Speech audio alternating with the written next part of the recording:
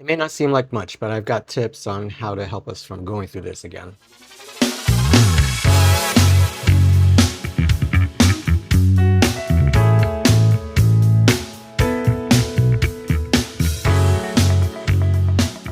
What's up, everybody? Welcome back to the pod. I'm Mike Dreyden Figueroa, and this is Unscripted and Unrehearsed, where I give you my take on the things I've experienced, seen, and gone through and witnessed. Okay, look, I feel like, all right, this is going to be a tough one this week. I feel like we're going to be doing some adulting. I feel like we need to come to an awakening as a nation. I feel like everything we fought for is being during the Second World War, the First World War, all of this. It's to me, everybody's spitting on it, shitting on it, trying to undo it, unravel it. I don't understand, and I have some thoughts. But first, after I posted last week's episode, the news came through that Willie Colon died, and I was like, "Oh, this sucks," because I would have liked to have included him in last week's post, but sometimes I hate it when my news feed doesn't come through right away, or I come to things too late for my knowledge. I feel like I should have known this hours ago. But anyway, yeah, Willie Colon was one of the most influential Puerto Rican musicians New York ever produced. He was influential in a lot of artists' paths and where they ended up, and most recently, of course, Bad Bunny, Benito. He was an incredible Latino advocate for the Bronx and mostly because that's where he was from, but mostly for Puerto Ricans and Latinos in New York City. But he was very right-leaning, very machismo, very homophobic, It was a lot like my dad. My father was sexist, homophobic, anti-gringo, and that's a whole other conversation. And it broke my heart to find these things out about him because I really didn't know. But yeah, he died. And his music was a lot of music that I learned how to dance salsa and merengue to, mostly salsa. But it was part of my growing up as a teenager, living with my father's family and getting to know them and experiencing that part of my culture. But yeah, he voted for the turd in 2019. That blew my mind. I'm like, I don't understand. But a lot of his posts, from what I understand, started to be very right-leaning and MAGA. For a Puerto Rican man from the Bronx, I don't understand how your vision changes like that. Being anti-immigrant, bro, your parents were from the island. They immigrated here. Even though they were American citizens, they immigrated here. Back then, it was a whole different understanding. So yeah, he died. The other thing that really pissed me off this week, and I gotta be honest with you. Okay, someone posted this on their one of their. I'm sorry, I lost the word there for a second. On Instagram or wherever it was, I saw it. The reinterest in hockey and bringing people back to the game or bringing new people to the game, because of heated rivalry, was off the charts. The NHL and other hockey organizations were seeing an influx of interest and minor leagues, little leagues. It was a boom for the friggin' sport. Until the men's hockey team decided, after they won their gold, mazel tov to you guys, because hey, fuck you, how many years since 1980, right, or whatever it was, no gold medal. You got your asses handed to you every time. Here they have this dimwit partying with them on our dime, because it is our dime and that's not, some conspiracy bullshit stuff. It costs us, the American people, money every time an official travels somewhere to do some work. We pay for that. Where do you think the money comes from? We pay for that with our taxes, right? Keeps the country going, blah, blah, blah, blah, blah. All right. So you've got Kash Patel partying with them. Does not look good, because any other official who had done that, they'd have their asses handed to them, right? Okay. Um, and if you check out the Rational Nationals YouTube post on that, on his channel, he goes into a deep dive into that. I'm not going to reiterate it here. But then taking the call with the president and shitting on like, oh, we're going to have to bite the girls too, because, they want. The women's hockey team was kicking ass for years.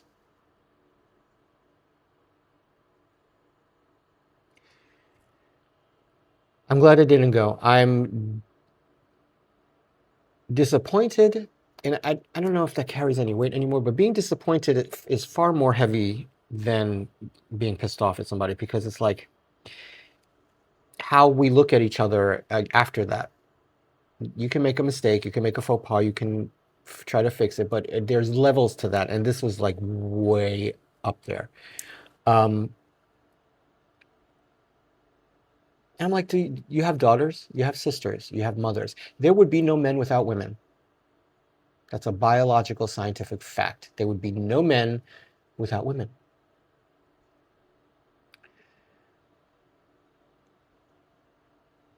You know what I mean? And I think the strongest men are mostly raised by their mothers. I know I get my resilience from my mother, for sure. I'll tell you who didn't go, and kudos to you guys. Colorado Avalanche forward Brock Nelson didn't go to the White House. Tampa Bay Lightning's forward Jake Grensel, sorry if I butchered that, he didn't go. The Anaheim Ducks defenseman Jackson Lacombe didn't go. The Dallas Stars goaltender Jake, Ottentenger, he didn't go. And Winnipeg Jets forward Kyle Connor have all declined President Trump's invite, and instead have returned to their respective NHL teams. Good for you guys. Fuck that dude. Yeah, I don't recall seeing any of these people at the State of the Union, which brings me to my next topic. I tried to watch, I really did, but every time that man starts talking, my brain folds in on itself, because he's a parody of himself, and when he speaks, he sounds so uneducated and unintelligent. Even when he's reading off the damn teleprompter, you can tell he doesn't believe anything he's saying. You could see he's not excited about anything he's reading or telling us. I can't handle the look of his voice. The look of his face and the sound of his voice, I can't. I can't. I'll tell you who really killed it, though. Representative Al Green, my man. This man right here, this man right here did the thing. But he got ushered out and escorted out, whichever way you want to say it. Listen. It takes some balls to do that shit, and more power to you. I'm glad you did, because black people aren't apes. That's crazy shit. And how the fuck did this woman get past airport security again onto a goddamn flight again? How? All of us have to go through TSA security. You have to show your ID, your passport, your boarding pass, your everything to get past them, to get screened, to get to the gates. How? What, does she have fake shit on her? She's on a watch list, right? She had a security bracelet put on her the last time that she cut off and got in trouble for. Svetlana Dali. How? The rest, if it was anybody else, Anybody else, you'd be in jail. You would be in jail already. This woman, this is not the first or second or third time this woman has done this. Where you think, oh, I'm going to Paris this weekend. Oh, I'm going to Europe this weekend. I don't care. How the fuck? How the fuck? The way security is, you can't even fucking fart without them stopping everything and like, what was that sound? There's vapors in the air. So frustrating. It's ridiculously frustrating. But what makes it all worthwhile is knowing that while we were having our blizzard, Connor Story was here in New York, stuck with all of us somewhere in Manhattan in a hotel room, hopefully with someone sexy who plays a hockey player too. Because I'm not talking about Hudson Williams. If he and Francois are a thing, I love this for them because why not? He's fucking hot. Look, yeah, I'm not talking about any I'm not talking about SNL at all. I'm just that's for me this week. I'm not talking about it. But I enjoyed the skit that came out last week with the accent off. uh yeah. How is the world without these people? Before Bad Bunny and Heated Rivalry, Debí tirar más foto and Heated Rivalry. The world didn't exist. Now it does. All right, folks, listen. I need an infusion. I love my coffee in the morning. Feels so good. Going down small. Calms my nerves. All right. The Civil War. Let's talk about it. I feel like the North stopped short after we won, right? I think, and this is what I mean, and I mean this with a strategy behind it. I think the South should have been sterilized of racism, all of that. I think because there was a different sense of decorum when it came to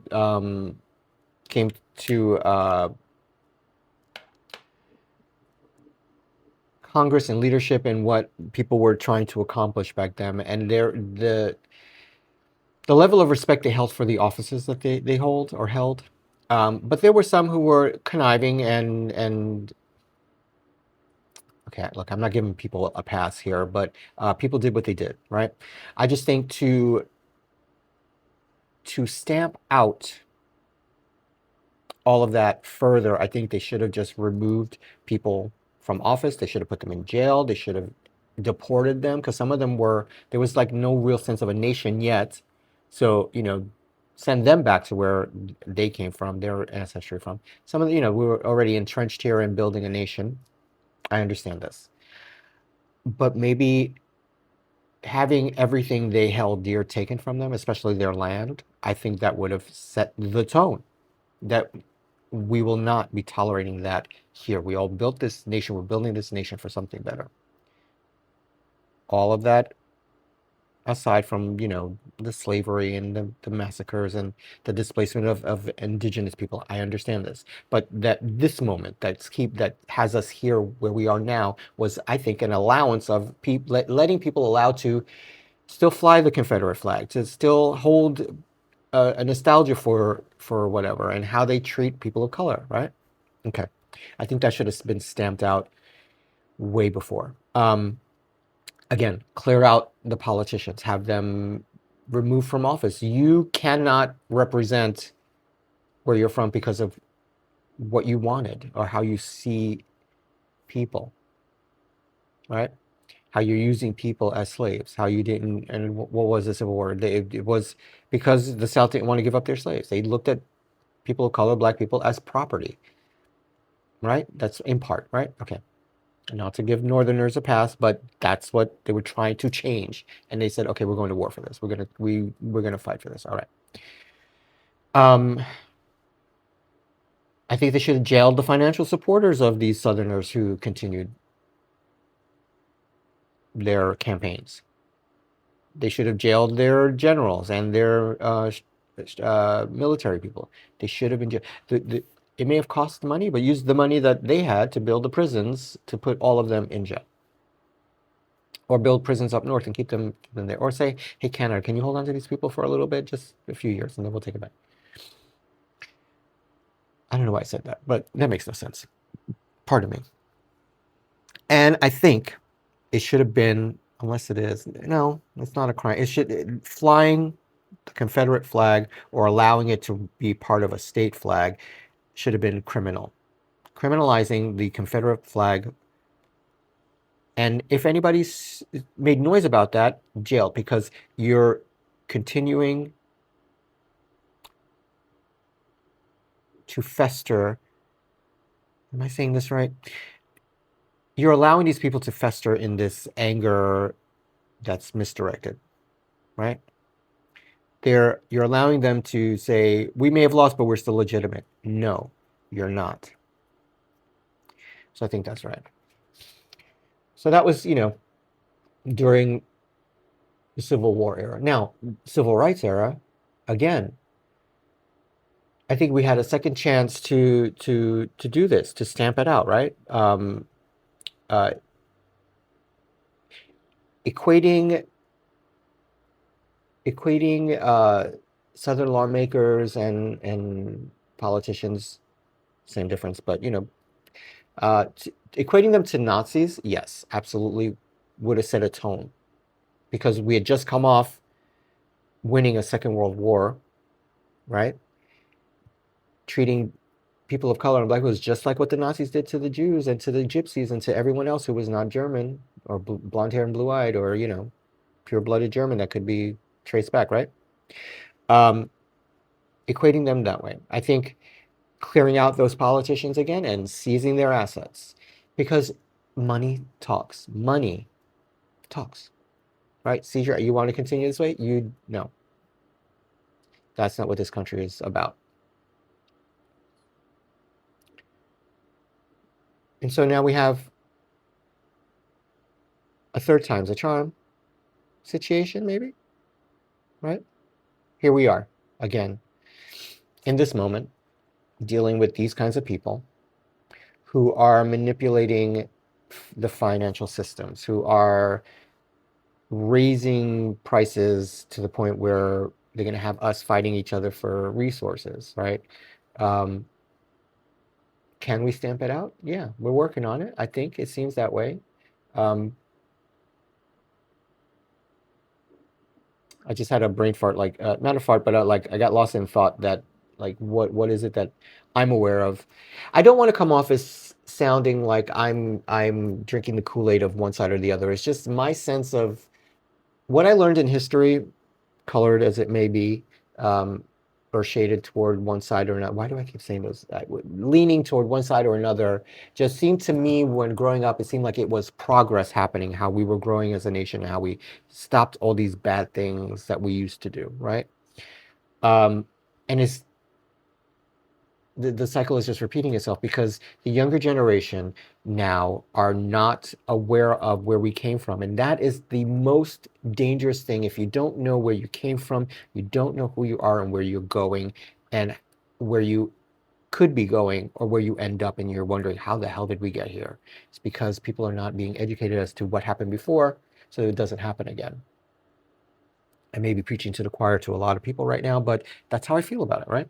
Okay, so um, what we need to do, what I think we need to do, is in this election cycle, the midterms, if it's not messed with, is voting in a lot of Democrats or left-leaning people, getting control of the Congress again, clearing out all of the right-leaning politicians. I just had a thought, like Marjorie, whatever, uh, There were many reasons why she dropped out. Um, I think she may have come to an awakening a little bit and saw some shit that scared her and like, this is not why I got here. And then constantly being, you know, um, whatever. Um, People like her, Bobert needs to go. A lot of these people running these committees need to go, and they cannot be given a voice once they're in the minority. They cannot be given a voice anymore. They cannot hold position. They're gonna make a lot of noise and like decorum this and decorum that when they gave none. Like how do you look your constituents in the face and say, okay, you've had health care all these years and you're feeling better about your life and you're feeling better about yourself and you're making progress now. I'm going to take that away from you, and this is why, because they are giving it away for free over there. Meanwhile, you can't put food on your table because you're spending all your money on trying to stay from being thrown out on the street. And maybe you've got these exorbitant medical bills. In my head, it all came out fast. I hope it made sense when it came out here. I'm just saying, how do you look at the people who put you in office? You're going to stamp out waste and abuse, but they're starting to turn around and say, wait a minute, I'm not wasting or abusing. I'm paying my taxes. My biggest argument too, as a side note, is I'm all for people coming to this country to seek a better life. That was the whole foundation of this country, right? Part of it. They got rid of the criminals and, they shipped them off to the new world and, sink or swim, people. Some of them came here and, bought up the land and all of that, right? But they came here for a better life. And they scraped I'm all for that. What I'm not for is that you become a burden on the system. There's steps, and I'm sure there are many steps involved in how you get to services and all of that. I think that as an American citizen, we should automatically be given these things to help us get on our feet, not jump through 1,000 hoops. Once upon a time, I was really down on my luck and I had to get services and I had to get food stamps because I had no money for food. I can get to and from work, keep a roof over my head, but I had no money for food at the end of the day. The experience, and growing up when we were kids, we had food stamps. My mom had she did what she had to do to keep a roof over our head, but she did what she had to do to get food in our bellies, right? And back then we had the coupon books and it was like different colored money, it looked like Monopoly money. And I was so embarrassed to have to go to the supermarket or the deli to use that. But she explained it. She's like, you don't use this, you don't have dinner. You choose. Right? Okay. So moving forward, I had to go through all these hoops and show them why. I'm like, hey, lady, I don't want to be here, but I literally have no money and I'm hungry. I haven't eaten today. I had no pride in doing that, but I was willing to go through the process to do that. So what I'm trying to say is that if for people coming to this country, they should go through a process, get services to get them on their feet. Yes, but as an American citizen, that should not be twice as hard for us.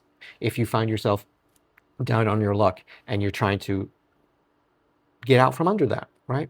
I don't know if that came out horrible or not, but I just think it should be easier for us than for people who come here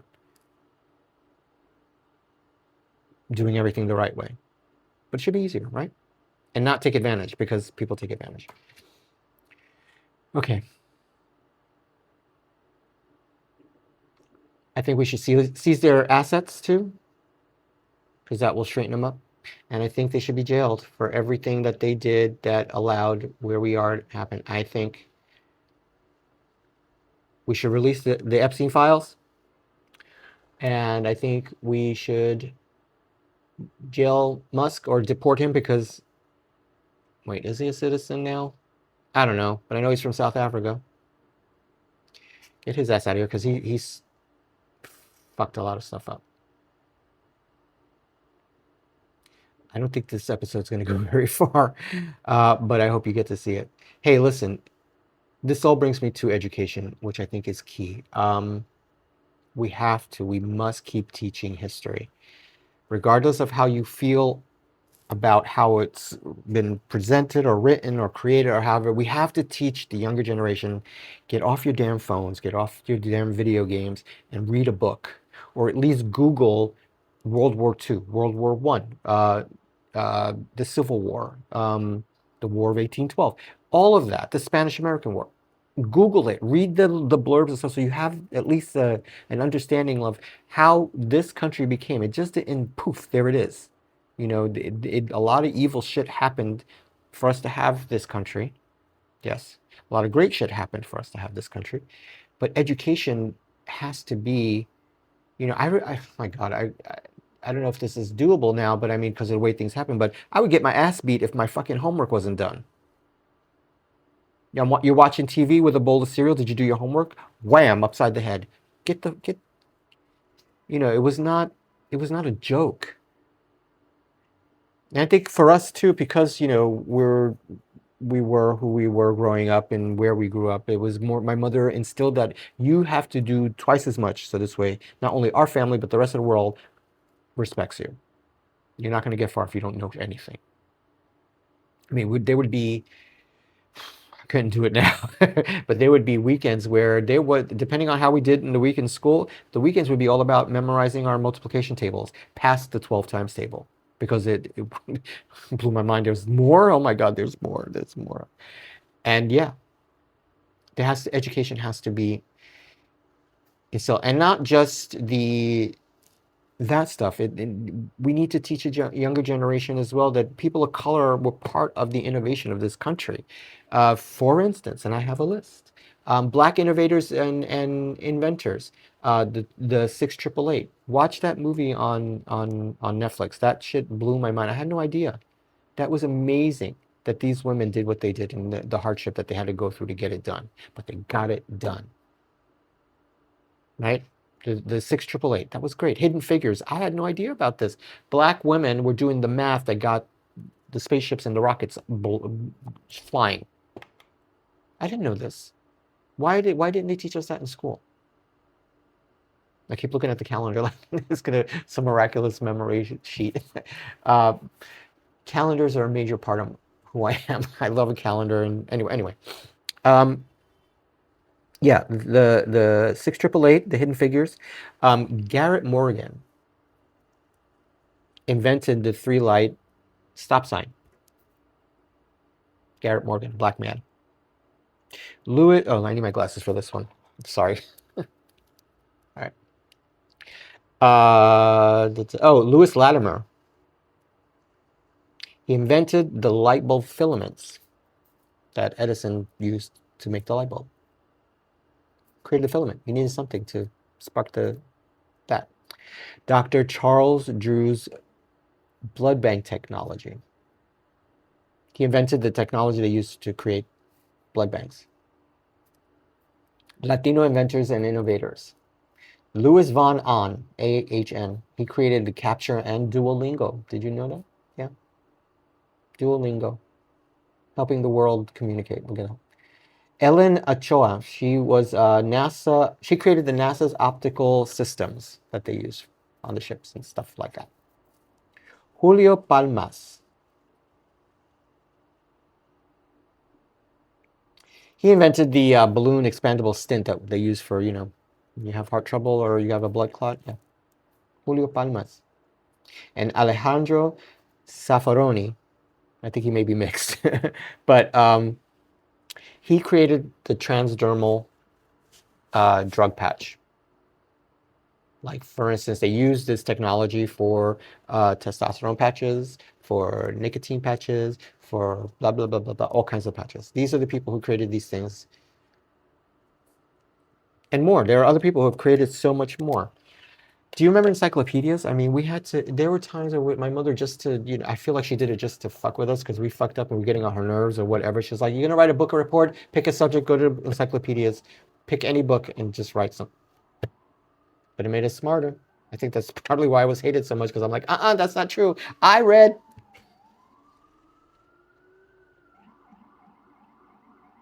Yeah. We need to take action, people. We need to take action. Now, this is the part where, I said in the beginning, it may not be much, but I think these little things add up if many, many, many more people start doing it. And it really comes down to money. The little bit we have, hold on to it. Don't spend it. I know it's hard. I know it's hard. But if you're going to have to spend money, shop local. Go to your local pharmacy. I think I mentioned this before and I just forgot to do it, but I've been having my refills going to the CVS that's like close to the clinic that I go to, just to save time and energy. But I'm going to go to a local clinic around the corner and see if they carry what I need, and if they do, just have it sent there, just so I can go over there and support them. The pharmacy around the corner. Go to your local grocery store. Do not use these delivery services. Do not use, I know it's hard and your life might be crazy, but hey, if you have a day off, get up early in the morning. Set the night before. Your day off is coming. The night before your day off, set up your push cart, your everything you need for the supermarket. Leave it right by the door. You got to do is, shit, shower, shave, whatever you're going to do. Throw something on and walk out the door with your stuff and hit the supermarket before the crowds do, and get it done. You will save more money and you will choose better food. Budget yourself that way. I love going to the supermarket. I've just forced myself to start doing that again because, well, the blizzard was coming, and I was like, prices are crazy, but I planned for that. I got my essentials. I have a fridge full of food. I'm not spending money on eating out, maybe a couple snacks here and there. But yeah, do that. Go to your local grocery store. Get to know these people. So this way you're like, hey, do you happen to have this thing? Or can you order this thing? Or, I'm sure they'll do that. Avoid chain businesses as much as you can. I don't want to say their names out loud, but those food delivery trucks, one is green with all kinds of fruit on the side. The other one has, uh, reminds you of math equation. Just try to avoid them. So this way they can see, why are our numbers dropping? Remember what I said about Target last episode? The boycott is working. They're noticing. They're noticing. Stock up on the essentials. Go to your supermarket, get generic brands. Don't buy the fancy whatever. They're just as good. Sometimes they're made by the same company, and there's just the same product in different boxes. Um, take your lunch or dinner to work with you. I try to do that, but I just don't feel satisfied when I do that. I prefer to buy my salad from the deli, but it's a local deli who makes my salad. They import everything into the store, so I feel better that way, and it's not that expensive. Um, just don't spend a dime. Don't spend a fucking dime on anything chain or big. Call and write your senators. I meant to have a link, but it's so elaborate, and of course, it's depending on where you're watching me. It may not be the same for you guys, but Google who your senators are, who your leadership is. Call them. It's okay to call them. Don't be afraid that they're going to trace you, or you voted for these people in office. You can say, hey, listen, I voted for you, and this is how I feel about what's going on, and this is what I feel you should be doing or might try to do. Have you considered this? How come we haven't heard from you? I voted for you. How come I haven't heard from you? Even I get all kinds of messages, $5 this, $10 that, can't keep us in the fight. What are you doing for my $5? What are you doing for my vote? What are you doing? Talk to me. Come to a town meeting, town hall. Do it. Let these people know, because the more they hear from you, the better, I think. And I think that's what we call good trouble, right? Speaking up. We've got to speak up. We have to. And I may punk out sometimes, but I will. I'm good for an email. I am good for me. Schumer and Gillibrand and everybody knows. I'm sure they know my name. Here he comes.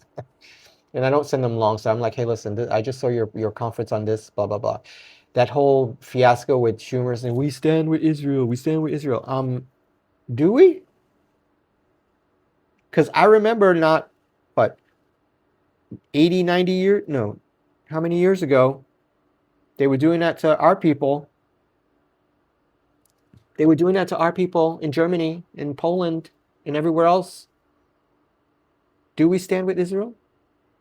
The government is, okay, I'm not going to lose.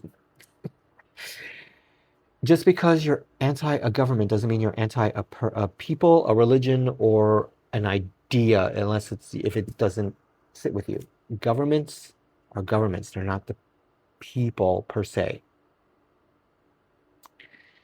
I hope that makes sense. That's how I feel. Even our government, with the shit that they do, I don't support this government. Even when Obama was in office, there's some of the stuff that went down. I'm like, bro, that was not right. I did not agree with that. I do not agree with that. That's messed up. Um, yeah. Become community oriented. Find out where your local community center is. Find out what your local church is doing. Find out what your local food bank is doing. Volunteer, get involved, like and mostly if you're a Latino, a person of color, whatever, I know you're probably doing this already, but do so more in your neighborhoods. So this way, the gentrifiers too are seeing, oh, these are my community members as well. Because I feel like, out of sight, out of mind, and then they start thinking a particular way, or they start like, oh, well, that doesn't work for me. Be visible in a good way in your neighborhoods, in your communities. Donate if you can. Um, check in on your neighbors, especially your elderly neighbors. Find out what they need. I think that's important too, to help us keep strong together. Vote. I know you probably think, what's the point? You have to, because with all the shenanigans that they're trying to pull, your vote matters. You can register, you can go to the library, you can go to the post office, you can go to the DMV, say, I need to register to vote. When you change your address or you move, it asks you on the change of address form from the post office, would you like to register to vote? And they put you down your new address and get in the mail, your new district, your new blah, blah, blah, all of that. Register. Even if you don't believe in what they're saying or what they do, find a reason to vote because it's important. It really is important.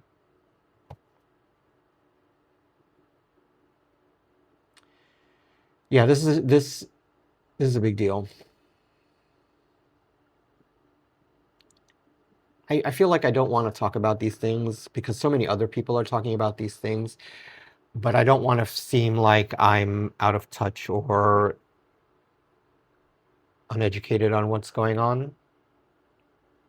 Sometimes I do get lost in my brain with all this stuff going on. I want a better world for everybody. I do. Um, my coffee's cold. Blah. Um, yeah, I don't want to be a womp womp, but I feel like I needed to do this episode just to like be a reminder. I think I'm gonna have up on my socials, places, links that you can go and register to vote. I'm in New York City. I don't know about you guys or where you. I don't know why I'm looking at the calendar for an answer to that, but I mean, you know. Oh my God, I just realized. Happy March, everybody! I forgot to put this month. I wear my birthstone earrings the whole month. Aquamarine, baby. Yeah.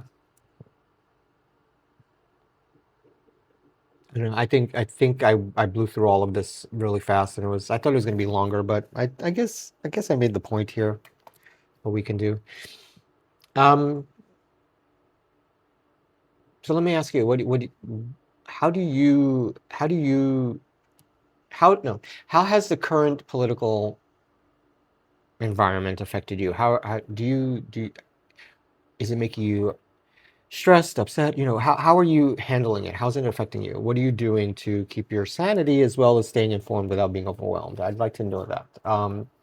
Uh, what are your hopes for the midterms? I'm hoping that we flip this shit hugely, bigly. I want us to flip it bigly. Um, and I would like for us to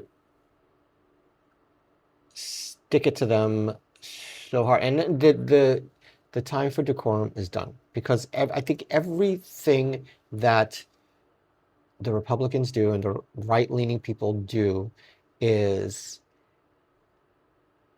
They will push and push and push and push, and then the Democrats are like, we need to have a stiff upper lip and be the moral center. No, no, this is not 1940.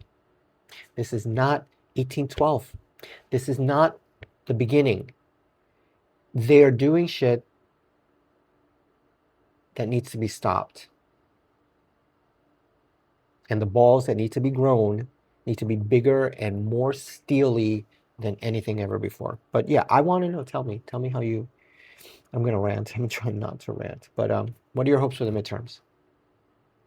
I do know this much for myself, and one more thing before. And you know what? Even if you don't give a shit, no judgments. Tell me, hey Mike, I don't give a fuck about this. I just do my thing. Um, yeah.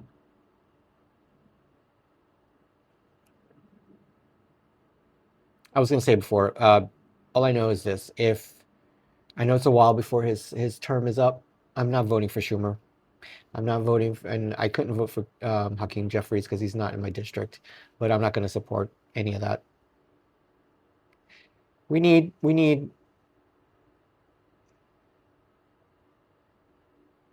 need people with brass balls, man.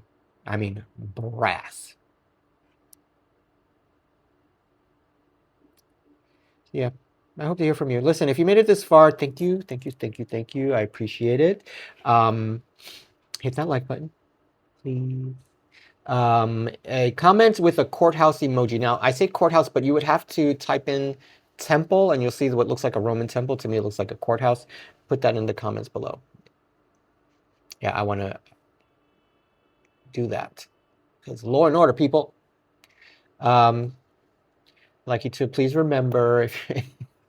I always feel weird asking, but everybody, I see other people's videos, so I'm gonna do like they do, So please like and subscribe, hit the bell so you get warned about new episodes, and share with your friends.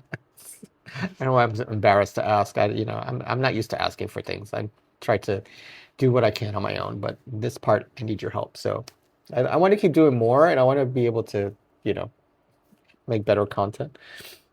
So yeah, share it with everyone, and I'll tell you that those of you who have been sharing, I appreciate it. I just looked at analytics this morning, and what's considered Oceania, it's like where Australia and New Zealand is. I have a listener, I think in Australia, in New Zealand. Sorry, um, the majority of you guys are here. Pardon me. The majority of you guys are here in the States. Um, uh, the Far East, I have one listener in Taiwan. Hi, Taiwan. And in Europe, I think I have one. But the majority of everybody is here in the States, and I appreciate you guys. So yeah, um, I don't know if there's going to be a bonus portion of this episode, but this is what I would like for you to do. Even if you don't listen or like or watch or whatever, just at least download the episode. Give me 5 stars. It keeps me going up in the algorithms. Share with a friend, all that great stuff, and you can head over to Patreon. I have some bonus episodes there, or bonus content for episodes that you might find interesting. I'm trying to really keep this from being full of ads or have ads on there, although some are offering cool stuff, and I don't want to I hate ads unless it's, I don't know, maybe it's useful. I don't know. Unless I'm doing it, have to be something that I'm proud of, I guess. I don't know. Uh, yeah, I'm trying to keep it from being ads. So, join Patreon. You can join for free. There's no fee to join. Anything extra is extra. Um, you can be a friend of the show, and I think that's $1 a month or whatever. Follow me on Buzzsprout. It's a distribution site for where the pod ends up on audio sites like Apple Music, iHeartRadio, their own platform, Buzzsprout. Where else? And Patreon. Full episodes. No, you can listen and watch on all the platform. All the extra stuff is extra, right? What else? And these are the stuff that you'll get to when you become a supporter, whatever level. Mostly, if you become the VIP level, I'm gonna start doing a monthly Zoom with everybody who's supported me that way, so we can all get to chit chat on any subject. She said it's gonna be like a half hour, an hour of. Well, I think Zoom only allows you a half hour if it's the free content, so or free access. Yeah, we could bullshit, talk about heated rivalry, or um, who knows. It'll be fun. All right, have a great week. Happy March, everybody. Oh, 1 week to daylight savings. Later.